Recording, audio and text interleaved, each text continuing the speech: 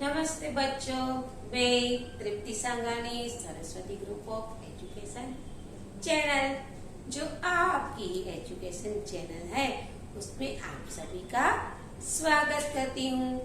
बच्चों, पिछले क्लास में हमने इकाई तीसरी कुत्ते की वफादारी इस चैप्टर का अभ्यास किया था। याद है कि नहीं? ऑफ कोर्स याद होगा, क्योंकि उसके बाद तो आपने एग्जाम दी थी, है ना। आज बात करेंगे चैप्टर नंबर 4, कथनी और करनी, उसके प्रथम पार्ट की। राइट, लेकिन उससे पहले क्या करना पड़ेगा, जो हर बार करते हैं। पिछले क्लास में हमने जो अभ्यास किया है उसको फिर से दोहरा लेते हैं, है ना। बच्चों, हमारी तीसरी इकाई थी कुत्ते की वफादारी। वहाँ हमें यह सीख मिलती है कि बिना सोचे समझे, बिना कुछ जाने कभी कोई निर्णय नहीं करना चाहिए। जल्दबाजी में किया हुआ कार्य हमेशा गलत ही होता है, जो हमें नुकसान ही पहुंचाता है।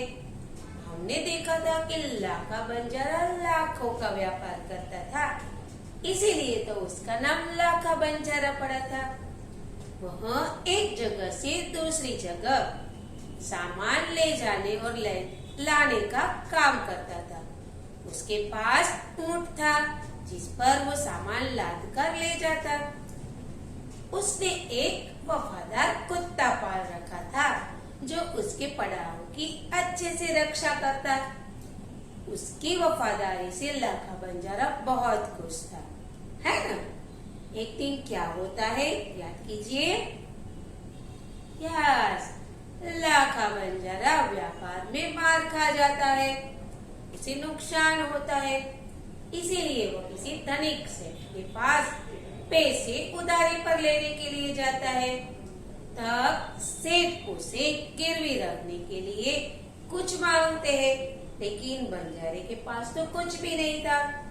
तो वो बेचारा मजबूरी में अपना कुत्ता ही गिरवी रख देता है और कहता है कि जब मैं पैसे वापस लौटा दूं तब मुझे मेरा कुत्ता वापस दे देना। जब कुत्ता सेठ के वहां रहता था, तब एक दिन क्या हुआ, सेठ के घर चोरी हो गई और ये सारी घटनाएं कुत्ते ने देख ली। तो वह भौंक कर सेठ को सारी बात बता देता है और सेठ को अपना चोरी हुआ सारा सामान मिल जाता है। इसीलिए वो कुत्ते पर प्रसन्न हो जाते हैं, खुश हो जाते हैं और उसे मुक्त करने की सोचते हैं। वह एक चिट्ठी लिखता है बंजारे के नाम और कुत्ते के गले की पट्टी में उसे बांध देता है और उसमें लिख देता है कि तुम्हारे कुत्ते ने मेरे सारे पैसे वापस लौटा दिए, इसीलिए मैं खुश होकर उसे मुक्त करता हूँ। दूसरी ओर लाखा बंजारा पैसे कमाकर वापस लौट रहा था। इधर कुत्ता मुक्त होकर अपने मालिक से मिलने के लिए दौड़ रहा था। दोनों एक दूसरे के लिए मिलने के लिए दौड़ रहे थे। तभी दूर से लाखा बंजारे ने अपने कुत्ते को देखा, तो उसने मन ही मन सोच लिया कि इस कुत्ते ने मेरी जबान काट ली है, यानी कि मेरा विश्वासघात किया है। वो बिना सोचे समझे उस पर लाठी का प्रहार कर देता है और कुत्ता वहीं ढेर हो जाता है। बाद में उसको वह चिट्ठी दिखाई देती है, जिसे पढ़कर उसकी पश्चाताप का कोई पार नहीं रहता। लेकिन अब पछताए क्या, जब चिड़िया चुग गई खेत, यानी कि समय निकल जाने पर, वक्त निकल जाने के बाद पछतावा करने का कोई फायदा नहीं है, है ना। राइट, तो यहाँ तो बात हुई इकाई 3 की। अब बात करते हैं हमारी इकाई नंबर 4, कथनी और करनी। यहाँ एक निबंध है। हम इस प्रथम पाठ में प्रथम पैराग्राफ तक की इसकी समझौती प्राप्त करेंगे। Got it? लेकिन उससे पहले मैं कुछ बताना चाहती हूँ। कि इस पृथ्वी पर मनुष्य जीव सबसे अलग है ना। ईश्वर ने उसे बहुत ही सुंदर बनाया है, दिमाग से, शरीर से, जिसकी वजह से वो अच्छे से अच्छा जीवन व्यतीत कर सकता है कि नहीं, है ना। लेकिन इस संसार में बहुत से लोग कैसे हैं, जिसकी कथनी भी अलग होती है और करनी भी अलग होती है। कथनी यानी कि कहना, बहुत से लोग कहते कुछ और है, और करनी यानी कि करना, करते कुछ और है ना। समझ में आता है मैं क्या कहती हूँ। एक सिंपल सा उदाहरण देती हूँ, एक उदाहरण है, ठीक है, एक एग्जाम्पल है, आपको समझने का प्रयास करना है। बहुत से लोग भाषणों में बहुत कुछ कहते हैं, है ना। पानी को बचाना चाहिए, स्वच्छता रखनी चाहिए, शादियों में कुछ कम खर्च करना चाहिए। लेकिन यदि भाषण करने वाले लोगों के बारे में जानकारी प्राप्त करें न, तो कहने वाला करता कुछ और है। वो अपने ही घर में अपनी शादियों में बेहद खर्चा करता है। इतना ही नहीं, उसके घर पानी बहुत व्यय होता है, और स्वच्छता का तो कोई नाम और निशान नहीं होता है कि नहीं। यानी कि बहुत से लोग ऐसे होते हैं जो कहते कुछ और है और करते कुछ और है। ऐसे लोगों से बचना चाहिए, है ना। ईश्वर ने मनुष्य को गुणों की खान बताया है। गुणों की खान यानी क्या, बहुत गुणी, राइट। मनुष्य कैसा है, गुणों की खान है, यानी कि बहुत गुणवान है। लेकिन वह सही समय पर सही व्यवहार न करने की वजह से समाज में मान सम्मान नहीं पाता है, ठीक है। तो चलो बच्चों, हम पीपीटी के जरिए इस इकाई को पढ़ने का प्रयास करेंगे, ठीक है। यहाँ मैं आपको प्रथम पाठ की समझूती दूंगी, यानी कि प्रथम पैराग्राफ, प्रथम पेज, ठीक है। अगले तास में इससे हम आगे बढ़ेंगे। तो चलिए मेरे साथ। तो चलिए बच्चों, अब हम अपनी इकाई शुरू करते हैं, ठीक है। बच्चों, मैं पहले बता दूं कि मैंने यहाँ पर एक ही शब्द लिया है, यानी कि यहाँ पर मैंने ज़्यादा शब्द समझूती नहीं डाली है, क्योंकि इस चैप्टर के सारे शब्द बहुत आसान हैं, जो आप भली भांति जानते हैं, और आपको यह इकाई समझने में आसानी भी रहेगी, ठीक है। इसीलिए मैंने यहाँ पर बहुत सारे शब्द समझूती नहीं ली है, ठीक है। चलिए, बस्ती, बस्ती यानी नगर, ठीक है, जहाँ पर हम रहते हैं उसे बस्ती कहते हैं, ठीक है। चलिए, अब हम इकाई की ओर आगे बढ़ेंगे। पीपीटी के जरिए ही हम इस इकाई के प्रथम पाठ में जाएंगे। डन। चलिए, तो ईश्वर ने मनुष्य को अन्य प्राणियों से श्रेष्ठ बनाया है, उसे कई गुणों से संवारा है, इसका उसे अभिमान भी होता है। यह बात तो बिल्कुल सही है बच्चों।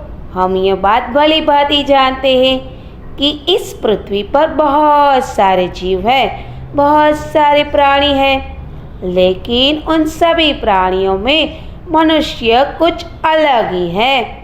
ईश्वर ने उसे कई गुणों से बनाया है, सजाया है, ठीक है। लेकिन बहुत गुण होने की वजह से मनुष्य को अभिमान भी होता है कि वो सबसे श्रेष्ठ है, उत्तम है कि नहीं। यस। चलिए, अब आगे बढ़े। परंतु स्वयं को गुणों की खान समझने वाला व्यक्ति कई बार ऐसे कार्य करता है जिन्हें वह गलत बताता है। ये भी सही है बच्चों। हमने पहले ही बात की कि मनुष्य अन्य प्राणियों से अलग है, श्रेष्ठ है, लेकिन कई बार वो कुछ ऐसा कर देता है जिससे उसकी इमेज डाउन हो जाती है कि नहीं? यस, जिनसे वो गलत साबित होता है। चलिए आगे बढ़ते हैं। कथनी और करनी में अंतर के ऐसे कई उदाहरण हमें रोज देखने को मिलते हैं, है कि नहीं? यस, कि मनुष्य कहता कुछ और है और करता कुछ और है। उसकी कथनी और करनी अलग अलग होती है। ये बात बिल्कुल सही है ना? इसीलिए मनुष्य दूसरों की नज़रों में गिर जाता है। बहुत सारे ऐसे मनुष्य हैं जिसकी करनी और कथनी एक समान होती है, लेकिन इसके विपरीत ऐसे भी लोग हैं जो कहते कुछ और है और करते कुछ और है। इसी बात को प्रस्तुत निबंध में उजागर किया गया है। ठीक है, इसी ही बात इस इकाई में बताई गई है। बस्ती के बीच सरकार ने पार्क बनाने की जगह छोड़ रखी थी। बरसात के मौसम में मोहल्ले के एक सज्जन को उसमें फूल के पौधे लगाने की सूझी। बात अच्छी भी थी। ठीक है, देखिए बच्चों, क्या बताया गया है कि जो बस्ती थी इसमें क्या हुआ था। बस्ती के बीच सरकार ने पार्क बनाने की जगह छोड़ रखी थी। ठीक है, अब बरसात का मौसम था तो एक सज्जन को क्या विचार आया कि चलो ना इस खाली जगह में फूल पौधे क्यों ना लगाए जाए। बात तो सही भी है कि यदि फूल पौधे लगाएंगे तो वो जगह है वो और भी सुंदर हो जाएगी और फूल पौधों का विकास भी होगा, है ना? तो वो सज्जन क्या करता है? वो सज्जन बारिश के मौसम में उस खुली जगह में फूलों के पौधे लगाने की सोचता है। वे कहीं से पौधे लाए, कतार से उन्हें रोपा, फिर देखभाल की। पौधे बड़े हो गए। देखिए सज्जन ने क्या किया, जो विचार किया था उस पर अमल किया।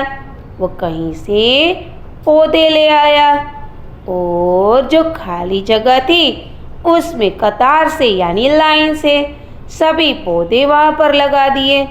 फिर क्या किया, वो हर रोज उसकी देखभाल करता था और देखभाल करते करते पौधे बहुत बड़े हो गए।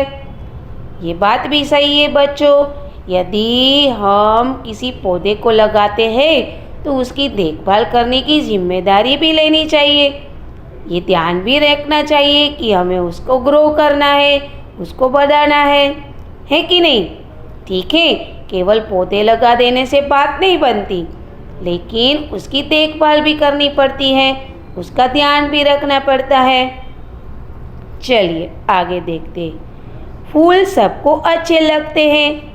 पार्क में लोगों को आने जाने से उन्हें यह लगा कि लोग इन फूलों को तोड़ कर ले जाएंगे। देखिए, अब जिस सज्जन ने पार्क की खुली जगह में फूल लगाए थे, फूल के पौधे, ये लगाने के बाद उसको एक और विचार आया कि पार्क में तो बहुत से लोग टहलने आएंगे, घूमने आएंगे, है ना? और वैसे भी फूल तो सबको अच्छे लगते हैं, सबको प्यारे लगते हैं। यदि किसी ने फूल को तोड़ लिया तो उन्होंने सोचा कि बहुत सारे लोग शायद फूल तोड़कर यहाँ से चले जाएंगे।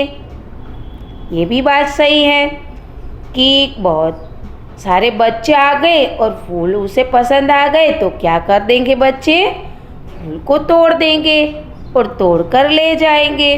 तो ये तो गलत बात है ना? वैसे भी बच्चों, हमें भी यह सीखना है कि यदि हम कहीं पार्क में जाते हैं या किसी ऐसी जगह पर जाते हैं कि जहाँ पर बहुत सारे फूलों के पौधे हैं और उस पौधों में से हमें बहुत सारे फूल अच्छे भी लगते हैं, तो हमें कभी भी उस फूल को तोड़ना नहीं चाहिए, क्योंकि उन फूलों की शोभा उन पौधों पर ही है ना? ठीक है कि नहीं?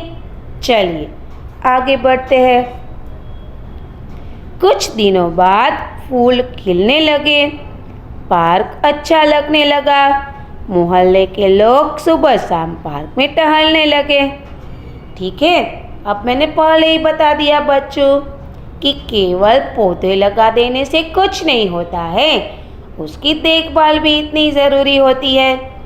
इस सज्जन ने पौधे लगाने के बाद क्या किया? उसकी देखभाल की, उसको पानी दिया, जिसकी वजह से पौधे बड़े हो गए और उसमें फूल निकल आए, है ना? यानी कि फूल खिलने लगे और फूलों की वजह से पार्क सुंदर लगने लगा। क्या हुआ? सुंदर लगने लगा और बहुत सारे लोग वहाँ पर टहलने आने लगे।